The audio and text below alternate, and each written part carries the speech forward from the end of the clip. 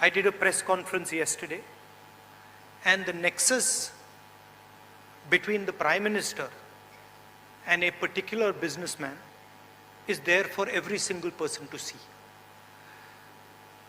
I mentioned yesterday in my press conference that the G20 is taking place, and it is very important for India's credibility, our nation's credibility, that the Prime Minister makes his position very clear and begins an inquiry on what has happened with regards to Mr. Adani. The Prime Minister and the BJP are a nexus of corruption. And that is the first thing that the India Alliance is going to demonstrate and prove. The idea behind Prime Minister Modi's government is to extract money from the poor people of this country and transfer it to a limited few. And so we are going to propose a clear path, development path. We are going to put together a clear set of ideas that will once again involve the poor people, the farmers, the kisans, the workers in the progress of this country. Confident that the India Alliance will defeat the BJP. The final thing I'd like to say, of course there are leaders who are much more senior than me, but the real work in this alliance is the relationships that are forged between the leaders of this alliance. And I can say with confidence that these two meetings have done a huge amount in building the rapport between all the leaders and ensuring that all of us work together as one. I can see that there is flexibility among all the leaders in the way we are approaching things. There are differences, of course, but I am extremely impressed by the way those differences are minimized and ironed out. Thank you very much. I spent a week in Ladakh. I went to Pangong Lake, right in front of where the Chinese are. And I had detailed discussions, probably the most detailed discussions that any politician outside Ladakh has had with the people of Ladakh. And specifically, the shepherds of Pangong Lake, the leaders of Pangong Lake, and the common people who live around Pangong Lake. And they categorically told me that the Chinese have taken Indian land. They categorically told me that the Prime Minister is lying about the fact that the Chinese have not taken Indian land.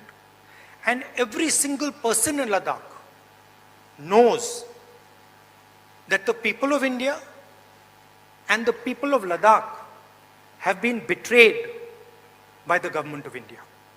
There is clearly an accommodation that has happened between the government and the Chinese. There is clearly a change on the borders.